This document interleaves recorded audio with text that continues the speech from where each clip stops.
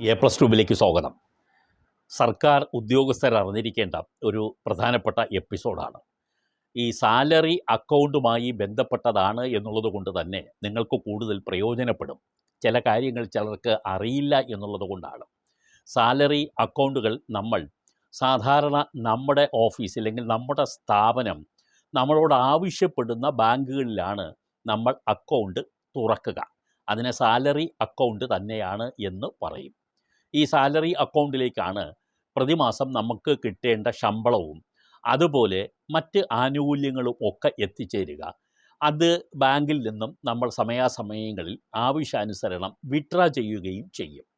ബാക്കിയുള്ളത് ഈ സാലറി അക്കൗണ്ടിൽ ഉണ്ടാവുകയും ചെയ്യും. അപ്പോൾ ഇതിൻ്റെ പലിശ നിരക്ക് എന്തൊക്കെയാണ്, ഇതിൻ്റെ പ്രയോജനങ്ങൾ എന്തൊക്കെയാണ് എന്ന് നമ്മൾ അറിയേണ്ടതുണ്ട്. അതറിയുന്നതിന് മുമ്പ് ഈ സാലറി അക്കൗണ്ട് നമ്മൾ പ്രത്യേകിച്ച് തുടങ്ങുമ്പോൾ ഇതുകൊണ്ട് എന്തൊക്കെ പ്രയോജനങ്ങൾ ഉണ്ടാകും എന്നുള്ള കാര്യം ആദ്യം നോക്കുക. നമുക്ക് സാലറി അക്കൗണ്ട് ഒരു ബാങ്കിൽ തുടങ്ങുകയാണെങ്കിൽ അതിന് മിനിമം ബാലൻസ് വേണ്ടതില്ല എന്നുള്ളതാണ് ഒന്നാമത്തെ ഗുണം. ബാക്കി എല്ലാ അക്കൗണ്ടുകൾക്കും മിനിമം ബാലൻസ് ബാങ്കുകൾ ആവശ്യപ്പെടാറുണ്ട്. പക്ഷേ സർക്കാർ ഉദ്യോഗസ്ഥരുടെ സാലറി അക്കൗണ്ടിന് അങ്ങനെ ഒരു മിനിമം ബാലൻസ് ഇല്ല. യഥാർത്ഥത്തിൽ ഈ സാലറി അക്കൗണ്ട് ഒരു സേവിങ് ബാങ്ക് അക്കൗണ്ട് തന്നെയാണ്. സേവിങ്സ് ബാങ്ക് അക്കൗണ്ട് ഒരു പബ്ലിക്ക് എങ്ങനെയൊക്കെയാണോ അത് ഓപ്പൺ ചെയ്യുന്നത് അതിന് സമാനമായ ഒരു അക്കൗണ്ട് തന്നെയാണ് സേവിങ്സ് ബാങ്ക് അക്കൗണ്ട് സാലറി അക്കൗണ്ടുമായി നമ്മൾ ബന്ധപ്പെടുത്തി പറയുന്നത്. അപ്പോൾ ഈ സാലറി അക്കൗണ്ട് ഒരു സേവിങ്സ് ബാങ്ക് അക്കൗണ്ടാണ്. പക്ഷേ സേവിങ്സ് ബാങ്ക് അക്കൗണ്ടുകൾക്ക് സാധാരണ ഗതിയിൽ മിനിമം ബാലൻസ് ഉണ്ട്. പക്ഷേ സേവിങ് ബാങ്ക് അക്കൗണ്ട് ആണെങ്കിലും സാലറി അക്കൗണ്ടുകൾക്ക് മിനിമം ബാലൻസ് ആവശ്യമില്ല. രണ്ടാമത് മറ്റൊരു കാര്യമുള്ളത്, നമുക്ക് ഡെബിറ്റ് കാർഡ് കിട്ടുകയും ചെയ്യും. പക്ഷേ ഡെബിറ്റ് കാർഡ് തരുന്നതിന് മറ്റ് അക്കൗണ്ടുകൾ ഉള്ളവർക്കെല്ലാം തന്നെ ഒരു ഇഷ്യൂ ചാർജ് ഒക്കെ നമ്മൾ നൽകേണ്ടി വരും. സാലറി അക്കൗണ്ട് ഉള്ളവർക്ക് ഡെബിറ്റ് കാർഡിന് നമ്മൾ പ്രത്യേകിച്ച് ഒരു സർവീസ് ചാർജ് അല്ലെങ്കിൽ ഇഷ്യൂ ചാർജ് നമ്മൾ നൽകേണ്ടി വരില്ല. മറ്റൊരു ഗുണം എന്ന് പറയുന്നത് ഇതിന് AMC ആനുവൽ മെയിൻ്റനൻസ് ചാർജും നമ്മൾ കൊടുക്കേണ്ടി വരില്ല. ഏതിനാണ്? ഡെബിറ്റ് കാർഡ് നമ്മൾ കൈകാര്യം ചെയ്യുന്നതിന് എല്ലാ മറ്റ് അക്കൗണ്ടുകൾ ഉള്ളവർക്കെല്ലാം തന്നെ AMC ആനുവൽ മെയിൻ്റനൻസ് ചാർജ് ഒരു വർഷത്തിലൊരിക്കൽ നമ്മളത് കൊടുക്കേണ്ടി വരും. ഈ സാലറി അക്കൗണ്ടുള്ള ആളുകൾക്ക് അത് വേണ്ടി വരില്ല എന്നുള്ളതാണ്. ക്രെഡിറ്റ് കാർഡിനും ചാർജൊന്നും ഉണ്ടാവില്ല എന്നുള്ളതാണ്. ഇനി മറ്റൊന്ന് പ്രധാനപ്പെട്ട ഒരു കാര്യമുള്ളത്, നമ്മളൊരു ഹോം ലോൺ എടുത്താലും ഒരു വെഹിക്കിൾ ലോൺ എടുത്താലും അതുപോലെ നമ്മളൊരു പേഴ്സണൽ ലോൺ എടുത്താലും ഈ ബാങ്ക് അക്കൗണ്ട് വഴി, അതായത് സാലറി ബാങ്ക് അക്കൗണ്ട് വഴി നമ്മൾ എടുക്കുകയാണെങ്കിൽ അതിന് ഇൻട്രസ്റ്റ് റേറ്റ് കുറവായിരിക്കും. സർക്കാർ ഉദ്യോഗസ്ഥരുടെ സാലറി അക്കൗണ്ടിന് മാത്രം കിട്ടുന്ന ഒരു ഗുണമാണ്. ചിലർ പലിശ നിരക്ക് പൂർണ്ണമായും പലിശ നിരക്കെന്ന് പറഞ്ഞാൽ പ്രോസസ്സിങ് ഫീ ആണ് കേട്ടോ. പലിശ നിരക്ക് പൂർണ്ണമായിട്ട് ഒഴിവാക്കിയെന്ന് കരുതി കളയരുതേ. ഞാൻ അങ്ങനെ പറഞ്ഞത് പ്രോസസ്സിങ് ഫീയുടെ ചാർജാണ്. മറ്റ് പല ലോണുകൾക്കും പ്രോസസ്സിങ് ഫീ ഈടാക്കുമ്പോൾ സാലറി അക്കൗണ്ട് വഴി ഹോം ലോൺ എടുക്കുകയോ വെഹിക്കിൾ ലോൺ എടുക്കുകയോ പേഴ്സണൽ ലോൺ എടുക്കുകയോ ചെയ്യുന്ന ഒരു വ്യക്തിക്ക് പ്രോസസ്സിങ് ഫീ ചിലപ്പോൾ പൂർണ്ണമായും തന്നെ ഒഴിവാക്കി കൊടുക്കും, അല്ലെങ്കിൽ ഭാഗികമായിട്ടെങ്കിലും ഒഴിവാക്കി കൊടുക്കാറുണ്ട് എന്നുള്ളതാണ്. പലിശ നിരക്കും ഈ ഹോം ലോണും വെഹിക്കിൾ ലോണും പേഴ്സണൽ ലോണിനുമൊക്കെ മറ്റുള്ളവരെക്കാളും കുറച്ച് കൊടുക്കുകയും ചെയ്യും. സാലറി അക്കൗണ്ട് ആ ബാങ്കിൽ ഉള്ളവരുടെ കാര്യമാണ് ഞാനിത് പറയുന്നത്. ലോക്കർ ആഭരണങ്ങളും മറ്റ് ഡോക്യുമെൻ്റെല്ലാം സൂക്ഷിക്കുന്നതിന് നമ്മൾ ലോക്കർ വാടകയ്ക്ക് എടുക്കുകയാണെങ്കിലും അതിന് ചിലപ്പോൾ ഫീസ് ഈടാക്കുകയില്ല. ഈടാക്കുന്ന ചില ബാങ്കുകൾ ചിലപ്പോൾ കുറഞ്ഞ വാടക മാത്രമേ ഈ ലോക്കറിന് ഈടാക്കുകയും ഉള്ളൂ എന്നുള്ളതാണ്. ഇനി സാലറി അക്കൗണ്ടുകാർക്ക് ഉള്ള മറ്റൊരു ഗുണം എന്ന് പറഞ്ഞാൽ ഇവർക്ക് 1 മാസമോ 2 മാസമോ ചില ബാങ്കുകൾ 3 മാസം വരെ ഓവർ ഡ്രാഫ്റ്റായി അവരുടെ ശമ്പളം കൊടുക്കും.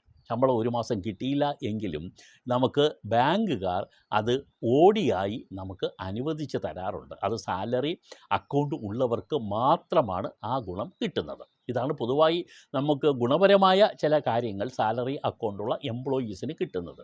ഇനി പുതിയൊരു സ്കീമുണ്ട്, അത് നിങ്ങൾ മനസ്സിലാക്കണം. ആ സ്കീമെന്ന് പറഞ്ഞാൽ സ്വീപ്പ് ഇൻ സ്വീപ്പ് ഔട്ട് എന്ന് പറഞ്ഞൊരു സ്കീമാണ്. അത് നമ്മൾ സേവിങ്സ് ബാങ്ക് അക്കൗണ്ട് ഉണ്ട്, അതിനകത്ത് നമ്മൾ എമൗണ്ടൊക്കെ ഡിപ്പോസിറ്റ് ചെയ്തിട്ടുണ്ട്. അതിൽ കുറച്ച് ഭാഗം നമ്മൾ ഈ ഫിക്സഡ് ഡിപ്പോസിറ്റായി മാറ്റുന്നു എന്ന് വയ്ക്കുക, FD ആയി മാറ്റുന്നു. എന്നാൽ അത് ഒരു അടിയന്തര ഘട്ടം വരുമ്പോൾ ആ FDയിൽ നിന്ന് അത് നമുക്ക് SBയിലേക്ക്, അതായത് സേവിങ് ബാങ്ക്സിലേക്ക് തിരിച്ച് നമുക്ക് സീപ്പ് ഔട്ടായി എന്ന് പറഞ്ഞാൽ അതിൽ നിന്നും ഇങ്ങോട്ടേക്ക് മാറി. സീപ്പ് ഇന്നും സീപ്പ് ഔട്ടും ഇത് വീണ്ടും SBയിലേക്ക് മാറ്റാം. അത് നമുക്ക് FDയിലേക്ക് മാറ്റുകയും ചെയ്യാം. അങ്ങോട്ടും ഇങ്ങോട്ടും നമുക്ക് മാറ്റാൻ ഈ സാലറി അക്കൗണ്ട് ഉള്ളവർക്ക് കഴിയും. അതാണ് സീപ്പ് ഇൻ സീപ്പ് ഔട്ട് എന്ന് പറയുന്ന സ്കീം. അത് മറ്റ് ചിലർക്കും അതിപ്പോൾ ബാങ്കുകൾ അനുവദിച്ച് നൽകാറുണ്ട് എന്നുള്ളതാണ്. നമുക്ക് എപ്പോഴും അറിഞ്ഞിരിക്കേണ്ട ഒരു കാര്യം, ഈ സേവിങ്സ് ബാങ്ക് അക്കൗണ്ടിന് നൽകുന്ന പലിശ മാത്രമേ ഈ സാലറി അക്കൗണ്ടുകാർക്കും ഉണ്ടാവുകയുള്ളൂ. ആ പലിശ നിരക്കെന്ന് പറഞ്ഞാൽ 2 മുതൽ ചില 3.5% വരെയൊക്കെ ചിലപ്പോൾ ഉണ്ടാകും. 2.5%, 3.5%മാണ് ഇപ്പോൾ SB അക്കൗണ്ട് ഉള്ളവർക്ക് ഇൻട്രസ്റ്റ് ബാങ്കുകൾ കൊടുക്കുന്നത്. അതേ ഇൻട്രസ്റ്റ് റേറ്റ് സാലറി സർട്ടിഫിക്കറ്റ് കാർക്കും കിട്ടും. അത് 1 ലക്ഷം രൂപ വരെയുള്ള ഈ ബാക്കി നിൽക്കുന്ന തുകയ്ക്കാണ് ഞാൻ ഈ പറയുന്നത്. 1 ലക്ഷത്തിന് മുകളിലാണെങ്കിൽ ബാങ്കുകാർ ചിലപ്പോൾ കൂടുതൽ കൊടുക്കാറുണ്ട്. ആ തുക നമുക്ക് കിട്ടണം എങ്കിൽ നമ്മളെ ബാങ്ക് ബാലൻസ് 1 ലക്ഷത്തിന് മുകളിലായിരിക്കണം കൂടുതൽ പലിശ നിരക്ക് കിട്ടുന്നതിന് വേണ്ടി. അപ്പോൾ ഇതാണ് ഒരു എംപ്ലോയി അയാളുടെ ഈ സാലറി അക്കൗണ്ടുമായി ബന്ധപ്പെട്ട് അറിഞ്ഞിരിക്കേണ്ട പ്രധാനപ്പെട്ട വിവരങ്ങൾ. മിക്കവാറും നമുക്ക് എംപ്ലോയീസായ ഒരു വ്യക്തിക്ക് ഈ നമ്മുടെ സ്ഥാപനം പറയുന്ന ബാങ്കിൽ തന്നെ നമുക്ക് അക്കൗണ്ട് തുടങ്ങി അത് ഇത്തരത്തിലുള്ള ചില പ്രയോജനങ്ങൾക്കായി നമുക്ക് ഉപയോഗപ്പെടുത്തുകയും ചെയ്യാം. അത് എംപ്ലോയിഡ് ആയിട്ടുള്ള പേഴ്സണ് മാത്രമാണ് അത് ബാങ്കുകൾ അനുവദിച്ച് നൽകുന്നത്. ഇനി ഇക്കാര്യത്തിൽ ഒന്നും കൂടി പറയാം, ചിലരെല്ലാം കരുതുന്നത് ഇത് സർക്കാർ ഉദ്യോഗസ്ഥർക്ക് മാത്രമായിട്ടാണ് ഇത് ഉണ്ടാകുന്നത് എന്ന് കരുതുന്നുണ്ട്. അങ്ങനെയൊന്നും അല്ല. പൊതുമേഖലാ സ്ഥാപനത്തിലെ ഉദ്യോഗസ്ഥരായാലും അവർക്ക് കിട്ടും. പൊതുവായി നടത്തുന്ന സ്വകാര്യ സ്ഥാപനങ്ങളുണ്ട്, വളരെ പ്രധാനപ്പെട്ട സ്വകാര്യ സ്ഥാപനങ്ങൾ, അല്ലെങ്കിൽ അവർക്ക് ഈ സ്ഥിരതയുള്ള സ്ഥാപനങ്ങൾ, ഇവർക്കൊക്കെ തന്നെ വേണമെന്ന് ബാങ്ക് കരുതുകയാണെങ്കിൽ അവർക്കും ഇതുപോലെയുള്ള സൗകര്യം ബാങ്ക് ചെയ്തു കൊടുക്കാറുണ്ട്. അവർക്കും സാലറി അക്കൗണ്ട്, സ്വകാര്യ സ്ഥാപനങ്ങളിലെ ജീവനക്കാർക്കും സാലറി അക്കൗണ്ട് തുടങ്ങാനുള്ള അനുവാദം കൊടുക്കാറുണ്ട്. അത് ബാങ്കുകളുടെ ഒരു ഡിസ്ക്രിഷൻ്റെ അടിസ്ഥാനത്തിലാണ്. അങ്ങനെ കൊടുക്കുന്നുണ്ടെങ്കിൽ അവർക്ക് ആ സ്ഥാപനവുമായിട്ടുള്ള ഒരു ടൈപ്പ് വരും. ആ സ്ഥാപനത്തിലെ ജീവനക്കാർക്കെല്ലാം തന്നെ ഇവിടെ സാലറി അക്കൗണ്ട് ഓപ്പൺ ചെയ്യാമെന്നും ബാങ്കുകൾ തന്നെ അങ്ങോട്ട് ഓഫർ ചെയ്ത് കൊടുക്കാറുണ്ട്. അങ്ങനെയുള്ളവർക്കും ഈ സാലറി അക്കൗണ്ടുകൾ ഈ പറയുന്ന ബാങ്കിൽ തന്നെ ഓപ്പൺ ചെയ്യാൻ കഴിയും. അങ്ങനെ ഓപ്പൺ ചെയ്യുന്നുണ്ടെങ്കിൽ ഈ മിനിമം ബാലൻസ് വേണ്ട എന്ന് തുടങ്ങി മറ്റെല്ലാ ആനുകൂല്യങ്ങളും അവർക്ക് ലഭിക്കുകയും ചെയ്യും. സർക്കാർ ഉദ്യോഗസ്ഥർ ചെയ്യേണ്ട പ്രധാനപ്പെട്ട കാര്യങ്ങളെല്ലാം ഈ ചാനലിലെ എപ്പിസോഡുകൾ ഉൾപ്പെടുത്താറുണ്ട്. തീർച്ചയായും സബ്സ്ക്രൈബ് ചെയ്യാൻ മറക്കാതിരിക്കുക. നന്ദി.